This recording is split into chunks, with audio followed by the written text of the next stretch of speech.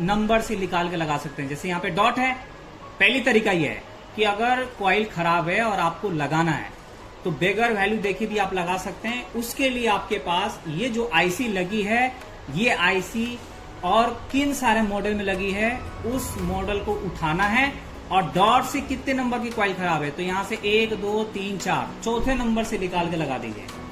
क्योंकि जो हमारे आईसी के जो नंबर, एक बार फिर से मल्टीटेक के यूट्यूब चैनल में स्वागत है आप लोग का। देखिए एक बहुत ही अच्छे ट्रिक्स देने जा रहा हूँ। जो भाई लोग काम करते हैं और वो स्कीमेटिक को नए नए समझते हैं या फिर डायग्राम पे वो नए नए काम करते हैं या फिर उनको थोड़ी थोड़ी समझ में आती है, पूरी अच्छे से क्लियर समझ में नहीं आती है, ठीक है। तो अगर कहीं का भी कंपोनेंट अगर खराब हो जाती है, चाहे वो कॉइल हो, कैपेसिटर हो, रजिस्टर हो, तो हम कैसे पता कर सकते हैं कि जो ये कॉइल खराब है, मिसाल के तौर पे फोन आया हुआ है और वो कॉइल टूटी हुई है ना, अब हमें कॉइल को चेंज करना है। जब तक कॉइल को चेंज नहीं करेंगे तब तक ये मोबाइल ऑन नहीं होगा। तो कैसे फाइंड आउट करेंगे, कैसे पता करेंगे कि ये कॉइल की वैल्यू क्या थी?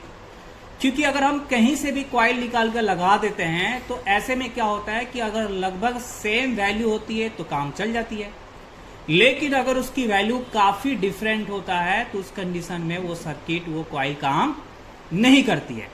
तो ऐसे में आपको कैसे ढूंढना है, कॉइल की पावर को कैसे जानना है कि कितनी हेनरी की थी?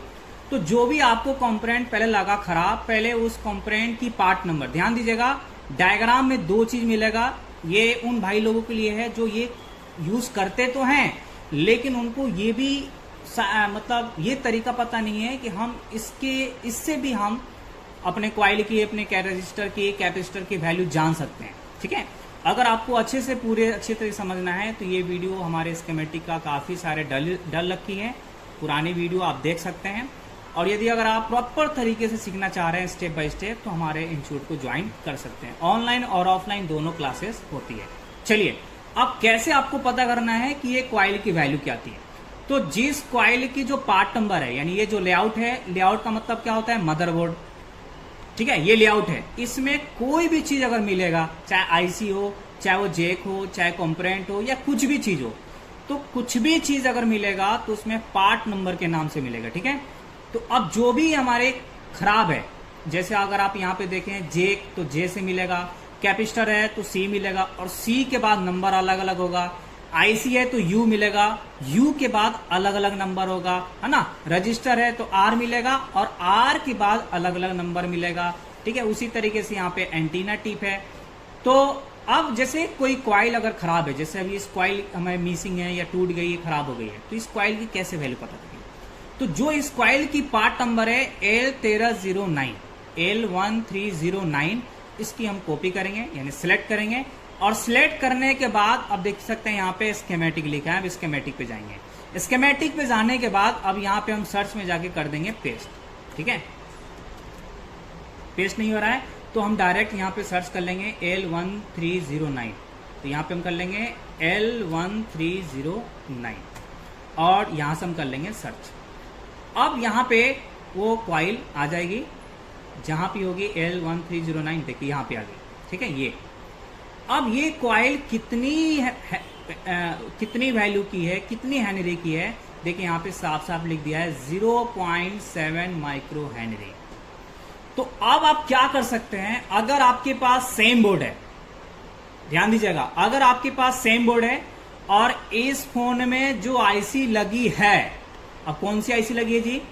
तो इसमें लगी है PM6375, ठीक है, PM6375। तो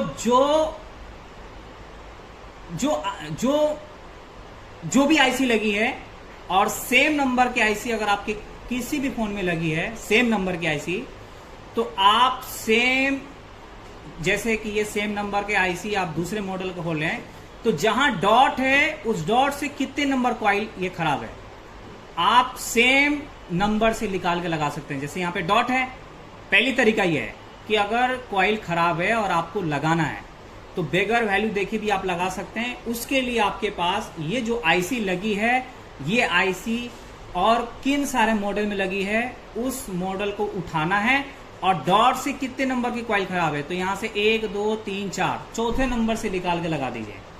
क्योंकि जो हमारे आईसी की जो नंबर होती है, जो कॉइल का या जो भी हमारे कंपोनेंट का वैल्यू होती है, तो वो आईसी के हिसाब से होती है। जो भी आईसी होगी उस हिसाब से उतनी पावर का लगी होती है। 99% सेम ही होती है। तो पहली तरीका यह है कि आपके पास ये आईसी है और किन सारे मॉडल में लगी है, क्योंकि आपके पास सेम बोर्ड है नहीं। अगर सेम बोर्ड है तो आप निकाल के लगा सकते हैं, आपको वैल्यू देख करने की जरूरत नहीं है। लेकिन ये आईसी और भी मॉडल में लगी है, तो सेम नंबर से, यानी यहां से 1 2 3 4 नंबर से कॉइल को निकालिए और जिसमें खराब है उसमें आप लगा दीजिए। पहली है। दूसरा ये कि उसकी पार्ट नंबर ऐसे कॉपी किया और कॉपी करने के बाद हम स्कीमेटिक में जाकर के सर्च करके देख लिए कि कितनी वैल्यू की है, तो 0.7 माइक्रो हेनरी की है। अब ये 0.47 माइक्रो हेनरी की जो कॉइल है, अब ये किन किन सारे मॉडल में लगी है। आपके पास कोई भी अगर स्क्रैप बोर्ड है, कोई भी हो, 5A हो, नोट 4 हो, 6A हो, नोट 7 हो, पोको M3 हो, कोई भी मॉडल का अगर स्क्रैप बोर्ड है, तो आप क्या कर सकते हैं, उस स्क्रैप बोर्ड का डायग्राम खोलकर, यानी जो भी आपके पास मॉडल है उस मॉडल का डायग्राम खोलेंगे और डायग्राम खोलने के बाद फिर आप उसमें सर्च करेंगे कि क्या उसमें है या नहीं है। ठीक है, आपके पास जो भी है, अब जरूरी नहीं है कि 5A मिल जाएगा 100%, ये जरूरी नहीं है।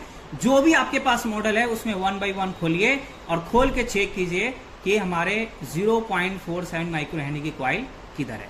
तो दो तरीके से आप ढूंढ सकते हैं, चाहे वो कोई भी, चाहे वो कैपेसिटर हो, चाहे कॉइल हो, चाहे रजिस्टर हो। ठीक है, तो अब हम इसकी खोलेंगे डायग्राम, स्कीमेटिक खोलेंगे और स्कीमेटिक खोलने के बाद डायरेक्ट हम इसमें सर्च करेंगे कि 0.47 का है, यानी ये पोको M3 का ही है। ठीक है, तो अब यहाँ पे हम सर्च करेंगे, यहाँ पे जूम कर लेते हैं। अब यहाँ पे हम डायरेक्ट लिख लेंगे 0.447 UH। अब यहाँ से कर लेंगे सर्च। ठीक है,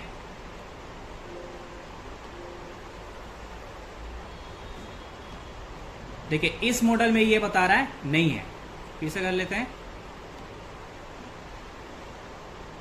ठीक है, नहीं है। अब हम कोई और मॉडल खोल लेते हैं।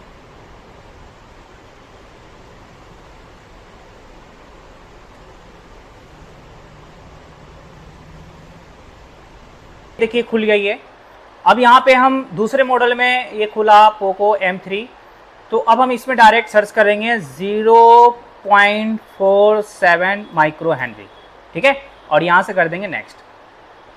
अब देख सकते हैं कि यहाँ पे ये कॉइल आ गई, राइट। देखिए यहाँ पे आ गई 0.47, जो इस कॉइल की पार्ट नंबर L1301 है। ठीक है, L301 है। अब ये हमें मदरबोर्ड में देखना है, तो हमें क्या करना होगा, लेआउट को भी ओपन करना होगा। तो यहाँ पे हम लेआउट को ओपन करेंगे और लेआउट को ओपन करके जो वो कॉइल की जो पार्ट नंबर है वो हम ढूंढ लेंगे मदरबोर्ड में, यानी लेआउट में।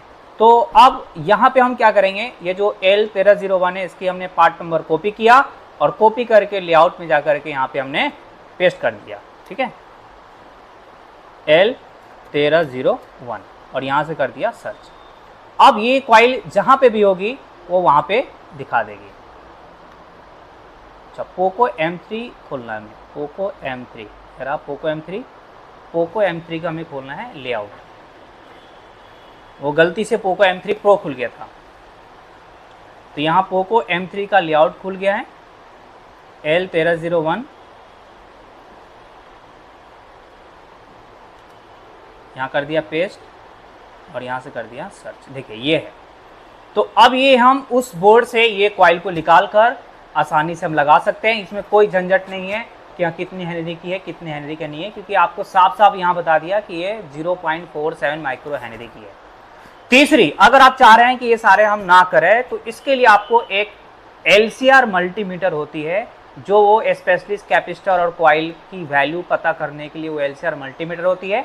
तो आप उससे भी आप चेक करके पता कर सकते हैं कि कितनी हमारा हेनरी की कॉइल लगी है। ठीक है, LCR जो उतनी ज़रूरत नहीं पड़ती है। अब यहाँ के कैपेसिटर आपको ख़राब मिल गया, ठीक है, और ये कैपेसिटर लगाना ही लगाना है। जैसे होता क्या है कि ज़्यादातर अगर हम कैपेसिटर नहीं भी लगाते हैं तो चल जाता है, ठीक है, चल जाता है। अगर नहीं लगाएं तो फिर क्या दिक्कत आएगी। तो अगर इससे दिक्कत आती है तो आप कैपेसिटर को लगा सकते हैं, अदरवाइज कोई दिक्कत नहीं है। अब यहाँ पे जैसे रजिस्टर खराब हो गया है तो रजिस्टर की पार्ट नंबर कॉपी किए, अब ये रजिस्टर के वैल्यू जानना है तो इसकी पार्ट नंबर कॉपी किया, डायग्राम में गया और जा करके हमने इसकी रजिस्टर की वैल्यू पता कर लिया कि कितनी वैल्यू की है।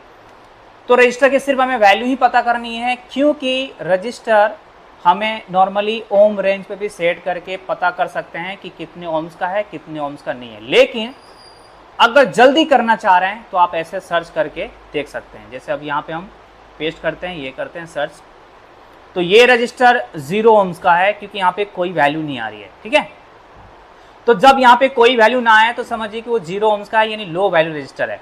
अब जैसे यहाँ पर भी कोई वैल्यू नहीं है तो ये भी हमारा लो वैल्यू रजिस्टर है। ठीक है, अब यहाँ पे देखें तो ये रजिस्टर के वैल्यू दिया है 10 किलो ओम, तो ये 10 किलो ओम रजिस्टर का है। तो जो रजिस्टर ज़्यादा ओम्स का नहीं होगा तो वहाँ पे वैल्यू नहीं दिखाता है, यानी वो LVR में काउंट किया जाता है।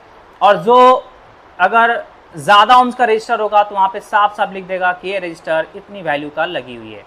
ठीक है, अब यहाँ पे देखते हैं कोई रजिस्टर दिख रहा है क्या? नहीं दिख रहा है, और है भी तो लो वाला दिख रहा है। देखिए यहाँ पर भी कोई वैल्यू नहीं है। ठीक है, यहाँ पर भी कोई वैल्यू नहीं है। और देख लेते हैं हम, देखिए ये रजिस्टर भी कोई वैल्यू नहीं बता रहा है, यहाँ पर भी नहीं बता रहा है।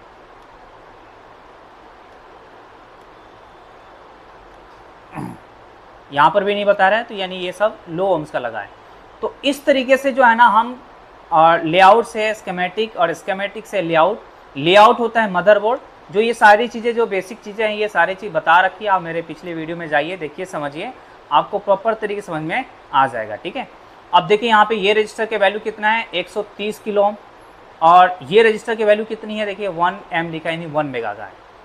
तो इस तरीके से हम जो है ना कोई भी कॉइल का हो, कैपेसिटर का हो, रजिस्टर का हो, हम वैल्यू पता कर सकते हैं। और यदि अगर वो वैल्यू की रजिस्टर अगर हमें दूसरी बोर्ड में देखना है तो उसका हम स्कीमेटिक खोलकर उसमें हम ढूंढ सकते हैं। तो आई होप ये आप लोग को समझ में आया होगा। एक बार में समझ में नहीं आया होगा तो इसको रिपीट करके देख लीजिए। ठीक है, कि कैसे हमें कोई भी कंपोनेंट का अगर हमें वैल्यू पता करना हो तो 2 तरीके से कैसे पता कर सकते हैं, इस वीडियो में बताया गया है, आप उसको अच्छे से समझ सकते हैं। ठीक है, मिलते हैं नेक्स्ट वीडियो में, तब तक थैंक यू वेरी मच।